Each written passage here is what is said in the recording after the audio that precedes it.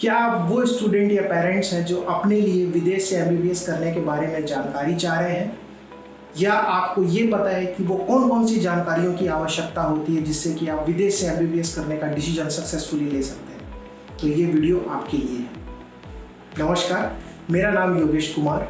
I am working as an admission consultant और मेरी संस्था का नाम है Kyrgyzstan admission centre. Dear student and parents, मैं आप लोगों को ये बता देना चाहता हूँ कि विदेश से एमबीबीएस करने का जो डिसीजन होता है वो बहुत ही क्रिटिकल और सेंसिटिव होता है। हम एक्शन तो ले लेते हैं, लेकिन एक्शन लेने के बाद जो जानकारी हमें प्राप्त नहीं होती है, जिसके बारे में हम नहीं जानते हैं, हम वहाँ पे अपना समय और पैसा बर्बाद कर देते हैं। तो इस वीडियो के माध्यम से मैं आपको वो सारी जानकारी दूंगा जो आप जानना चाहते हैं, और इस जानकारी को ध्यान में रखते हुए आप अपने विदेश से एमबीबीएस करने का जो प्लान है उसे आप आगे बढ़ा सकते हैं। मेरे इस वीडियो को और इस चैनल को सब्सक्राइब करना ना भूलें, इस वीडियो को लाइक करें और उन सभी लोगों तक शेयर करें जिसे आपको लगता है कि वो इस इंफॉर्मेशन का यूज़ करके सक्सेसफुली विदेश से एमबीबीएस करने का जो डिसीजन है उसे इम्प्लीमेंट कर पाएंगे। तो शुरू से लेकर अंत तक मेरे इस वीडियो के साथ बने रहिए। आज हम एक इंटरेस्टिंग टॉपिक पे बात करने वाले हैं, तो चलिए चलते हैं हम उस इंफॉर्मेशन की ओर। आज हम बात करने वाले हैं एजुकेशनल लोन के बारे में। लोन और एजुकेशनल लोन, ये दो शब्द हैं जिनसे आप सभी लोग वाकिफ हैं, और ये हम सभी जानते हैं कि लोन हमें बैंक से मिलता है। लेकिन इस बात को बहुत कम लोग जानते हैं कि कुछ ऐसी संस्थाएं भी हैं जैसे अदर प्राइवेट फाइनेंशियल इंस्टीट्यूशंस या थर्ड पार्टी फाइनेंशियल इंस्टीट्यूशंस या माइक्रो फाइनेंस इंस्टीट्यूशंस, इन नामों से, कि ये संस्थाएं भी लोन देती हैं। देखिए, एजुकेशनल लोन लेना कोई बड़ी बात नहीं है, लेकिन अगर आपको इसकी पूरी जानकारी है तो ही आप सक्सेसफुली एजुकेशन लोन प्राप्त कर पाएंगे। वैसे तो अगर आप देखें कि अगर आपके पास पूर्ण जानकारी नहीं है तो या तो आपको एजुकेशनल लोन या तो मिल नहीं पाएगा, या फिर अगर आपकी वो प्रक्रिया चल रही है एजुकेशनल लोन की तो प्रक्रिया में कहीं ना कहीं रुकावट आ जाएगी, क्योंकि कई बार एलिजिबिलिटी क्राइटेरिया और डॉक्यूमेंट्स की जो कंडीशंस होती हैं कि आपको ये जमा करना होता है, आपको वो जमा करना होता है, इस तरीके के बहुत सारे रिक्वायरमेंट्स होती है बैंक की। अगर ये पूरी नहीं हो पाएगी तो भी रुकावट आती है। तो आज इस वीडियो के माध्यम से मैं आपको वो सारी जानकारी दूंगा जिसके माध्यम से आप एजुकेशनल लोन सक्सेसफुली प्राप्त कर पाएंगे। तो आज का ये जो पूरा टॉपिक है, ये जो पूरा सब्जेक्ट है, इसको हमने 4 भाग में डिवाइड किया है। सबसे पहला, व्हाई एजुकेशनल लोन। देखिए, ये कोई डिस्कस करने वाली बात नहीं है कि हमें एजुकेशनल लोन की ज़रूरत क्यों है, लेकिन अगर ये बात हो रही है विदेश से एमबीबीएस करने की तो इसमें कुछ बातें ऐसी हैं जो आपको जान लेनी चाहिए। दूसरा, हम बात करेंगे सोर्सेज ऑफ एजुकेशनल लोन की। वो कौन कौन सी सोर्सेज हैं जहाँ से आप एजुकेशनल लोन प्राप्त कर सकते हैं। बहुत सारे सोर्सेज हैं, लेकिन जैसे मैंने बताया स्टार्टिंग में कि हम जानते हैं कि बैंक से हमें लोन मिलता है, लेकिन इसके अलावा और भी सोर्सेज हैं जिसके बारे में मैं आपको बताऊंगा। तीसरा, हम बात करेंगे इंटरेस्ट रेट्स और रीपेमेंट के बारे में, कि कौन कौन सी बैंक्स है या कौन कौन सी प्राइवेट फाइनेंशियल इंस्टीट्यूशंस है जिनका इंटरेस्ट रेट कम होता है या ज़्यादा होता है, कि वो कैसे किस तरीके से इंटरेस्ट रेट्स अपने चार्ज करते हैं। और अगर ऑब्वियसली सी बात है कि अगर हम लोन ले रहे हैं तो हमें पे तो करना ही पड़ेगा, तो वो पे कैसे करना है, वो कौन सा ऐसा समय है जब हमारा रीपेमेंट स्टार्ट हो जाएगा, तो इसके बारे में जान लेते हैं। और लास्ट टू लास्ट हम ये जानते हैं कि वो कौन कौन सी एलिजिबिलिटी क्राइटेरिया है और डॉक्यूमेंट्स रिक्वायर्ड है जिसके जरिए हम बैंक लोन ले सकते हैं। तो सबसे पहले हम बात करेंगे व्हाई एजुकेशनल लोन की। जैसे कि आप सभी लोग जानते हैं कि एजुकेशनल लोन एक ऐसा टूल है, एक ऐसा प्लेटफॉर्म है जिसके जरिए हम सेंट्रलाइज्ड फंड्स बनाते हैं अपने लिए, ताकि अगर आप स्टूडेंट हैं तो आपके जो खर्चे हैं वो पूरे हो सकें, और अगर आप पेरेंट्स हैं तो आप अगर अपने बच्चों को विदेश भेज रहे हैं तो उनके खर्चे पूरे हो सकें। तो सेंट्रलाइज्ड फंड्स बनाने का सबसे बड़ा ऑब्जेक्टिव ये है कि हमारा जो भी खर्चा वहाँ पे आ रहा है, क्योंकि हम एमबीबीएस करने जा रहे हैं बाहर विदेश से, और ऑब्वियसली सी बात है कि अगर आप विदेश से एमबीबीएस करेंगे तो कम से कम आपको 20 से 22 लाख का खर्चा आपको आराम से लेकर चलना होगा, क्योंकि बहुत सारे ऐसे कंट्रीज हैं जहाँ पे ये खर्चा बढ़ जाता है। जैसे फॉर एन एग्जांपल मैं आपको बताना चाहूँगा, जैसे कि हम लोग किर्गिस्तान से एमबीबीएस के लिए हेल्प करते हैं मेडिकल एस्पिरेंट्स को, तो किर्गिस्तान में जो बजट होता है वो 20 से 22 लाख से स्टार्टिंग होता है, जो सबसे कम बजट है पूरे कंट्रीज में। पूरे दुनिया में अगर आप देखेंगे तो सबसे कम बजट है, लेकिन फिर भी 20 से 22 लाख एक बहुत बड़ा अमाउंट होता है जो हर किसी के पास एक समय में अवेलेबल नहीं होता। अगर कुछ पैसा जमा भी है, जैसे जमा पूंजी भी है, तो वो पैसा कहीं ना कहीं और किसी चीज़ के लिए इन्वेस्ट होता है। तो एजुकेशनल लोन एक बहुत अच्छा विकल्प है। कुछ लोग जो ये जो सेंट्रलाइज्ड फंड्स होती हैं, इसको ज़मीन बेच के या यूं कह लीजिए कि अपना प्रॉपर्टी या कुछ पर्सनल बिलोंगिंग्स बेच के फंड्स इकट्ठा करते हैं।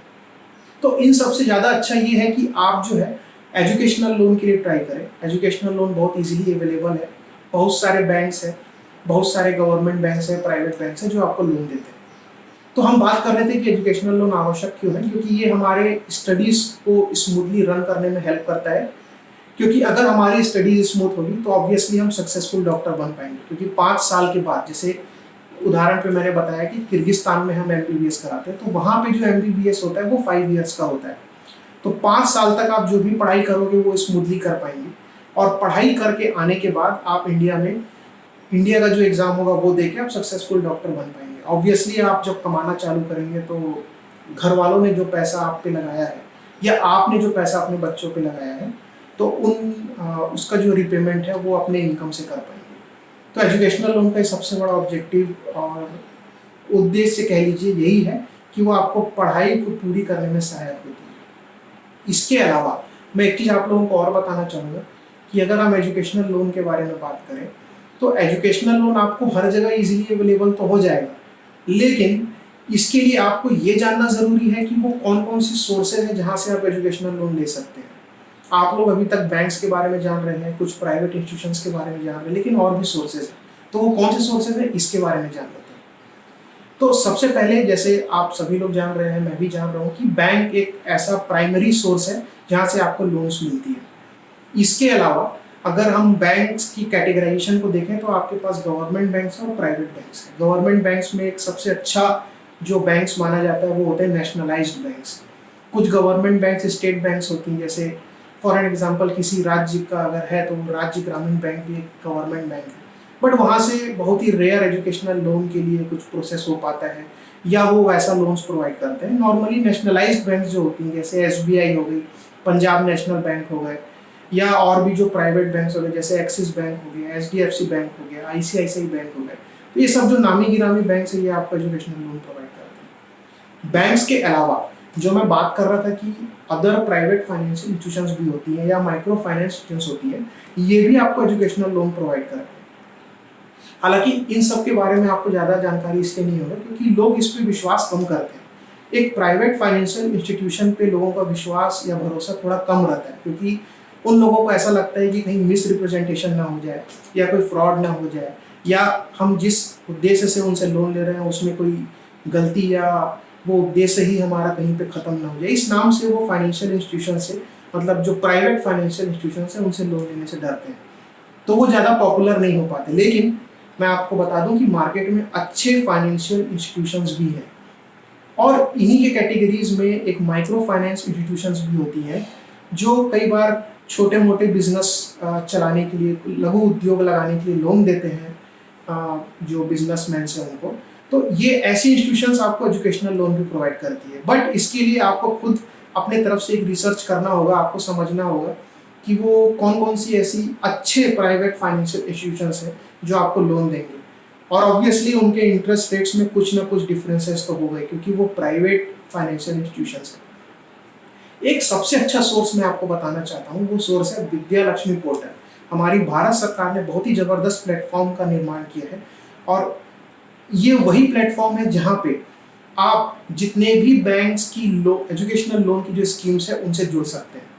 अब यूँ कह लीजिए कि आपके नज़दीक में फॉर एन एग्जांपल कोई एसबीआई बैंक की एक ब्रांच है, और आप जो है विद्या लक्ष्मी पोर्टल के थ्रू अगर अप्लाई करेंगे तो आपका जो एप्लीकेशन है डायरेक्टली वो उस ब्रांच में चला जाएगा, और अब वहाँ के जो ब्रांच मैनेजर हैं या जो बैंक के जो मैनेजर हैं, आप उनसे बात करके अपने लोन की जो सैंक्शनिंग प्रोसेस है उसको बहुत ही जल्दी कंप्लीट करा सकते हैं।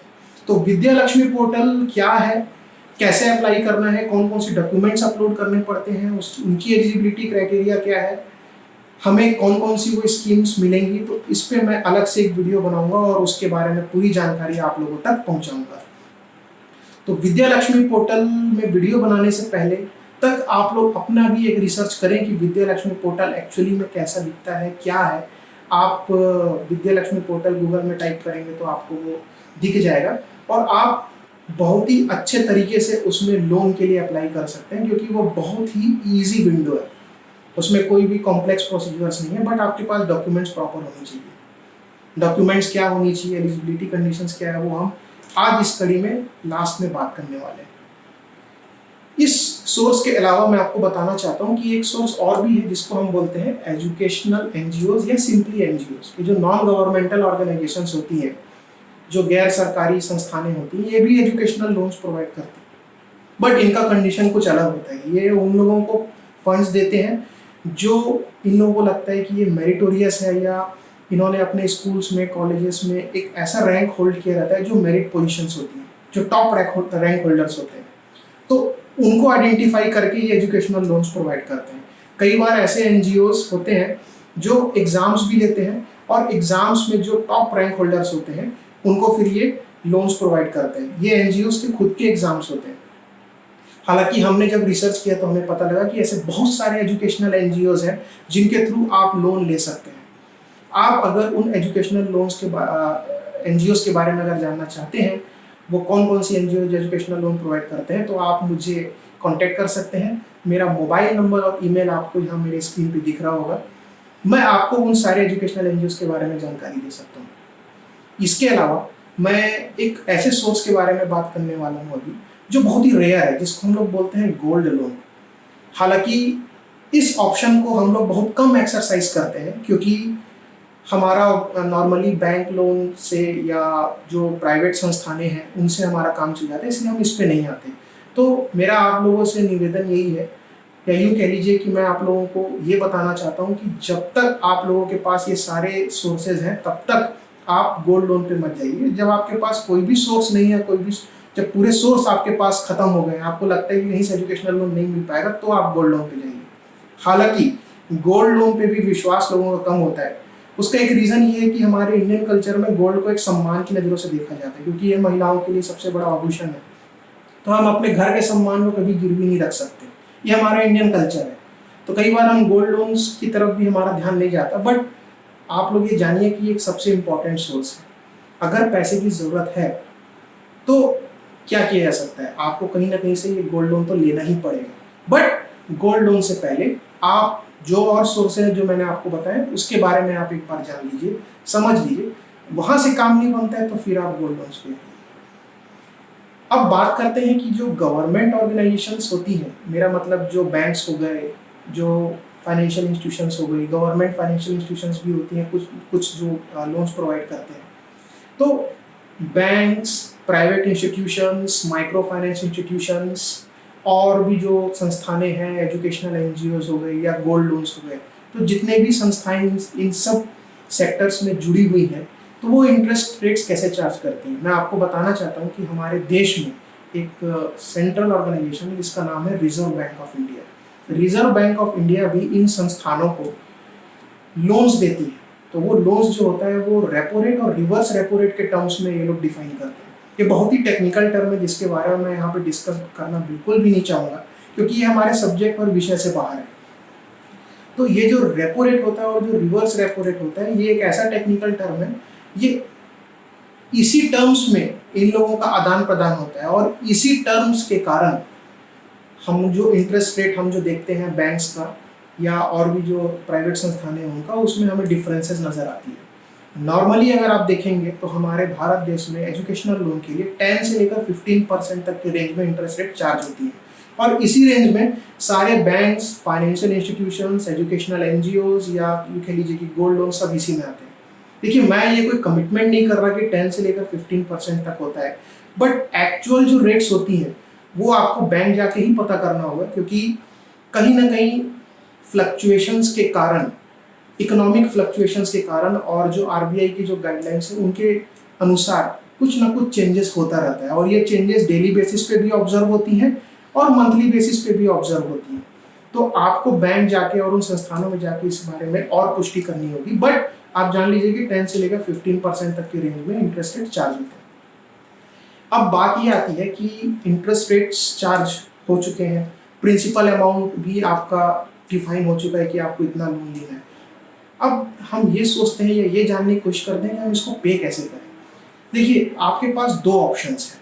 नॉर्मली कुछ बैंक्स ऐसे होते हैं जो फर्स्ट ऑप्शन को प्रीफर करते हैं, कुछ बैंक्स ऐसे होते हैं जो सेकंड ऑप्शन को प्रीफर करते हैं, और कुछ बैंक्स ऐसे भी होते हैं जो फर्स्ट और सेकंड ऑप्शन लेने के लिए आपको फ्लेक्सिबिलिटी देते हैं, मतलब आप या तो फर्स्ट ऑप्शन ले लीजिए या तो सेकंड ऑप्शन ले लीजिए, वो आपके ऊपर है।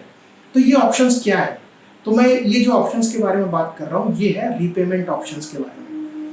तो पहले ऑप्शन के बारे में बात करते हैं। सबसे पहला ऑप्शन ये होता है कि फॉर एन एग्जांपल हम जैसे किर्गिस्तान में एडमिशन्स के लिए हेल्प करते हैं मेडिकल स्टूडेंट्स को, तो टोटल 5 इयर्स का MBBS प्रोग्राम होता है। तो जब तक एक स्टूडेंट वहाँ पे पढ़ाई कर रहा है पूरे 5 इयर्स तक, तो जो पेरेंट्स है या स्टूडेंट है वो अपना इंटरेस्ट रेट उन 5 इयर्स के दौरान पे करके उस चीज़ से छुटकारा पा सकता है या उन चीज़ों को पे कर सकता है। उसके बाद उनका जो प्रिंसिपल अमाउंट है उसको रीपे करके अपने जो लोन प्रोसेस है उसको पूरा कंप्लीट कर सकते हैं, रीपेमेंट प्रोसेस को यानी कि कंप्लीट कर सकते हैं। तो इसमें क्या होता है कि जब आप टोटल 5 इयर्स कंप्लीट करने के बाद जब आप वापस इंडिया आते हैं और जब आप अपने प्रैक्टिस में लग जाते हैं, एग्जाम्स क्वालिफाई करते हैं, तो उसके बाद भी आपको 6 महीने का एक वेटिंग पीरियड मिलता है। तो इन टोटल आपके पास 5 ईयर 6 मंथ्स का टाइम होता है कि आप उस समय तक पढ़ाई करें और उसके बाद आप जो है जो मूलधन है आपका उसको पे करें। तो इंटरेस्ट रेट्स तो आपने पढ़ते पढ़ते आपने पे कर दिया या पढ़ाई के दौरान आपके पेरेंट्स ने पे कर दिया और उसके बाद जो है आप प्रिंसिपल अमाउंट पे कर रहे हैं। लेकिन दूसरा ऑप्शन ये भी होता है कि बाई चांस अगर आपको लगता है या बैंक्स अलाउ करेंगे आपको या बैंक्स उसको एज एन ऑप्शन देती हैं, तो आप ये भी कर सकते हैं कि जितना भी अमाउंट आपने लोन एज एन लिया है और उस पर जितना भी ब्याज आया है उसको आप 5 ईयर 6 मंथ्स के बाद भी पे कर सकते हैं। लेकिन यहाँ पर मैं आपको एक चीज़ बता दूँ कि अगर आप ऐसा करते हैं कि आप मूलधन और ब्याज यानी प्रिंसिपल अमाउंट और इंटरेस्ट एक साथ पे करते हैं 5 ईयर 6 मंथ्स के बाद, तो उस पर अलग से आपको इंटरेस्ट और लगेगा। तो देखिए ये सब बैंक्स की टर्म्स होती हैं, बैंक्स के कुछ गाइडलाइंस होते हैं जो आप तक पहुंच नहीं पाते। आप लोग बैंक जाते हैं, आप लोग उन प्राइवेट इंस्टीट्यूशंस में जाते हैं, बट ये है कि सब चीज़ों की जानकारी नहीं हो पाती, जिसके कारण हम एक बहुत बड़ा अमाउंट मतलब लोन के ज़रिए हम लगा देते हैं अपने बच्चों की पढ़ाई के लिए या खुद के पढ़ाई के लिए। तो हमारा उद्देश्य ये है ये वीडियो बनाने का कि आप अपने समय और पैसे की बचत करें और उन बैंक्स को आप सेलेक्ट करें जहाँ पे इंटरेस्ट रेट कम हो और आपको एक फ्लेक्सिबल ऑप्शंस मिले कि आप या तो इंटरेस्ट रेट्स पूरे पढ़ाई के दौरान पे करें और उसके बाद प्रिंसिपल अमाउंट आप बाद में आराम से पे करते रहिए मंथली इंस्टॉलमेंट्स में। तो इस तरीके से आप इंटरेस्ट रेट्स और रीपेमेंट के बारे में आप बैंक से एक बार और जानकारी ले सकते हैं। ये तो हमारा एक बेसिक इन्फॉर्मेशन है जो हम आपको दिए और बताए कि इस तरीके से चीज़ें होती हैं। अच्छा, इंटरेस्ट रेट्स के बारे में अगर हम बात करें तो ये कंपाउंडिंग इंटरेस्ट रेट्स में चलती है। फॉर एन एग्जांपल जैसे फर्स्ट ईयर में आपने कुछ अमाउंट ले लिया, लोन लिया, आपने फीस भर दिया, उस पर जो इंटरेस्ट रेट रहेगा वो आपको पे करना रहेगा। अब बाई चांस अगर आपने वो इंटरेस्ट रेट पे नहीं किया तो सेकेंड ईयर में फिर फीस लगनी है, तो उसका भी अमाउंट है। तो जो फर्स्ट ईयर का जो फीस है और जो सेकेंड ईयर का जो फीस है वो कंबाइन हो जाएगा, कलेक्टिवली वो एक ऐसा अमाउंट बन जाएगा जिसपे अलग से आपको इंटरेस्ट रेट चार्ज हो जाएगा। तो जो फर्स्ट ईयर का जो इंटरेस्ट रेट था अब वो बढ़ के सेकेंड ईयर में फर्स्ट ईयर के इंटरेस्ट रेट से ज़्यादा हो गया। तो इस तरीके से आने वाले जितने भी और साल है उसमें इंटरेस्ट रेट आपको बढ़ते हुए दिखाई देंगे। तो इसको हम कंपाउंडिंग इंटरेस्ट रेट बोलते हैं। ये बैंक का भी एक बहुत ही टेक्निकल टर्म है। मैं इस वीडियो के माध्यम से आपको एक चीज़ समझाना चाहा हूँ। अगर बाई चांस अगर आपको कोई भी डाउट लगता है तो आप मेरे बताए गए इस नंबर और ईमेल एड्रेस पर आप मुझे क्वेश्चन कर सकते हैं और इस बारे में और जानकारी ले सकते हैं। ये थी इंटरेस्ट रेट्स और रीपेमेंट्स की बात। अब हम बात करते हैं डॉक्यूमेंट्स और एलिजिबिलिटी कंडीशंस की। देखिए डॉक्यूमेंट्स क्या क्या लगते हैं वो मैं आपको बता देता हूँ और एलिजिबिलिटी क्राइटेरिया क्या होती है वो भी मैं आपको समझा देता हूँ। सबसे पहले हम बात करते हैं एलिजिबिलिटी क्राइटेरिया की। देखिए कोई ऐसा हार्ड कोर एलिजिबिलिटी क्राइटेरिया नहीं लगता एजुकेशनल लोन लेने के लिए। सबसे पहले बात तो आप ये जान लीजिए कि अगर कोई भी एजुकेशनल लोन आप ले रहे हैं किसी भी बैंक या प्राइवेट फाइनेंस इंस्टीट्यूशन से, तो अगर बैंक से ले रहे हैं तो उसमें पेरेंट्स और स्टूडेंट का ज्वाइंट अकाउंट होना जरूरी है, या यूँ कह लीजिए कि एक गारंटर और एक स्टूडेंट का ज्वाइंट अकाउंट होना जरूरी है। जो प्राइवेट फाइनेंशियल इंस्टीट्यूशंस होती हैं वो वहाँ पे तो आपको कोई अकाउंट नहीं खोलना होता है, बट वो कुछ ऐसे डॉक्यूमेंट्स का डिमांड करती हैं जो उनके लिए एज एन सिक्योरिटी सर्व होता है। जैसे अब बैंक्स हैं, उनका स्कीम अभी तक का ये है जो भी जितने भी बैंक हैं, ये सब आरबीआई की ही गाइडलाइंस है कि 7.5 लाख तक अगर आपको लोन चाहिए तो उस लोन को प्राप्त करने के लिए आपको कोई भी चीज़ गिरवी रखने की ज़रूरत नहीं है। कई बार कुछ प्राइवेट संस्थानें ऐसी भी होती हैं जो आपको जितना लोन चाहिए आपको दे सकती हैं, लेकिन उसके एवज में वो कोई भी प्रॉपर्टी या कोई भी पर्सनल बिलोंगिंग गिरवी नहीं रखती, लेकिन उनके रेट ऑफ इंटरेस्ट बहुत ज़्यादा हाई हो जाते हैं। क्योंकि यहाँ पे बात आ रही है बैंक्स या प्राइवेट इंस्टीट्यूशंस की सिक्योरिटी की। तो जहाँ पे सिक्योरिटी आप जमा कर रहे हैं या मतलब जहाँ पे आप कोई चीज़ गिरवी रख रहे हैं वहाँ पे रेट ऑफ इंटरेस्ट आपका कम हो जाएगा, लेकिन जहाँ पे आप कोई चीज़ गिरवी नहीं रख रहे हैं वहाँ पे आपका रेट ऑफ इंटरेस्ट बहुत ज़्यादा हाई हो जाएगा। तो इसीलिए जो प्राइवेट इंस्टीट्यूशंस होती हैं या जो माइक्रो फाइनेंस होती है वहाँ पे आपको रेट ऑफ इंटरेस्ट थोड़ा सा एलिवेटेड लेवल पे दिखेगा, मतलब थोड़ा बढ़ा हुआ दिखेगा। तो अगर हम बैंक्स की बात करें तो आपको वहाँ पे ज्वाइंट अकाउंट खोलना है, वो 7.5 लाख तक आपको लोन दे देंगी। कोई भी प्राइवेट बैंक, गवर्नमेंट बैंक या गवर्नमेंट बैंक्स की एक और कैटेगराइजेशन होती है, जैसे मैंने बताया नेशनलाइज्ड बैंक्स, एसबीआई, पीएनबी, ये सब आपको लोन दे देंगी। बट 7.5 लाख तक बिना कोई चीज़ गिरवी रखे आपको ये लोन मिल सकता है। लेकिन जैसे ही आप 7.5 लाख के ऊपर, उस लिमिट के ऊपर अगर आप कोई भी अमाउंट के लिए लोन के लिए अप्लाई करते हैं तो आपको कोई ना कोई चीज़ गिरवी रखनी पड़ेगी। अब गिरवी रखने के लिए आपके पास दो चीज़ें होती हैं, या तो ये कहते हैं कि अगर कोई जॉब या कोई एम्प्लॉय है, गवर्नमेंट एम्प्लॉय या प्राइवेट एम्प्लॉय, तो कोई कॉमर्शियल प्रॉपर्टी हो गई या कोई ऐसी ज़मीन जो शहर में है या रोड के किनारे है, तो उन प्रॉपर्टीज़ को गिरवी रखा जा सकता है।